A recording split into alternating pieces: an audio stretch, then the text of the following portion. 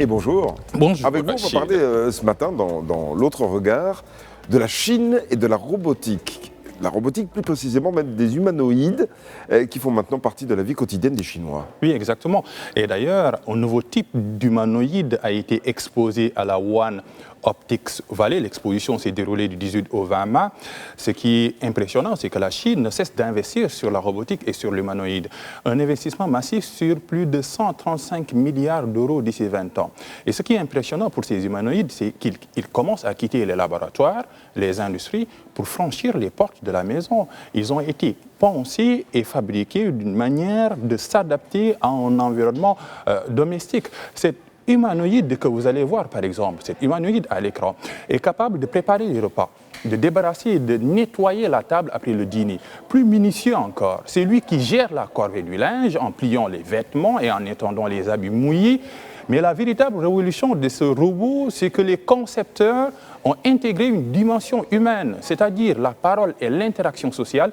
Il est capable de converser avec les résidents, mais surtout avec les personnes âgées pour leur tenir compagnie. Nous suivons les explications. D'ailleurs, pas que pour leur tenir compagnie, hein, parce qu'ils sont présents aussi dans des maisons de retraite en Chine pour les aider, pour les accompagner et servent quelque part d'assistants aux infirmiers, aux infirmières. Et ça, c'est très important aussi parce que ils sont corvéables à merci, si j'ose dire, et 24 heures sur 24 présents. Je vous laisse continuer. Et plus d'explications avec le directeur de Uptech Robotics, il s'appelle Tan Nguyen. Écoutez ces explications. Plus de robots humanoïdes seront déployés dans les usines, ce qui signifie que nous obtiendrons plus de données, que les robots humanoïdes seront plus intelligents. Cette année, nous envoyons des robots humanoïdes pour tenir compagnie dans nos environnements domestiques. Donc plus de données signifie plus de progrès et plus d'efficacité dans leur compréhension du monde entier. Ces capacités linguistiques permettent également de briser les barrières de la communication. Plus important encore, il réduit les coûts d'une entreprise pour la maintenance et le service après-vente. Mais alors pourquoi la Chine investit autant comme ça dans la robotique et les humanoïdes en particulier? Oui, c'est parce que la Chine est frappée par un problème de démographie, une démographie fortement en baisse. L'Inde l'a devancée en étant le pays le plus peuplé. De surcroît, la Chine pourrait voir sa population presque divisée par 2 d'ici 2100 d'après certains démographes. Et voilà que ce modèle chinois de croissance est basé sur la main-d'œuvre, une main-d'œuvre humaine pléthorique et bon marché. C'est pourquoi le gouvernement chinois mise sur les humanoïdes afin qu'ils soient futurs ouvriers capables de faire vivre la production industrielle. Seul bémol, c'est que la Chine a besoin du savoir-faire occidental. Alors le pays ne cesse d'organiser des spectacles pour attirer les partenaires étrangers.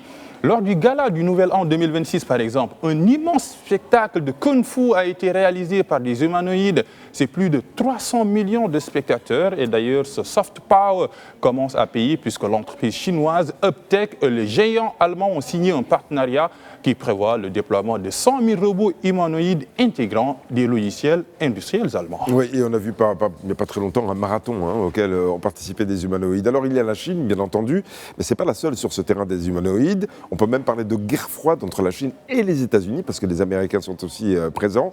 Guerre froide autour de cette robotique humanoïde qui a déjà, on peut le dire, démarré. Exactement, 2 visions technologiques qui s'affrontent dans le monde de l'innovation. Le modèle américain diffère de celui chinois. Aux États-Unis, c'est le privé qui mène la danse avec des entreprises comme Tesla ou des startups comme Figure qui excellent dans l'intégration de l'intelligence artificielle de pointe. Objectif, rendre les robots adaptables à des tâches complexes, alors que le modèle chinois est supporté par le gouvernement qui a investi une somme colossale, on l'a dit, pour ne pas être lâché dans cette course par le peloton américain. Mais ce qui fait la force de la Chine, c'est qu'elle produit à bas coût et à grande échelle. Par exemple, le robot Jiwan est commercialisé à 13 500 $. C'est difficile de faire mieux sur le marché, mais les deux pays, les États-Unis comme la Chine, sont obligés de travailler ensemble du fait de leur interdépendance.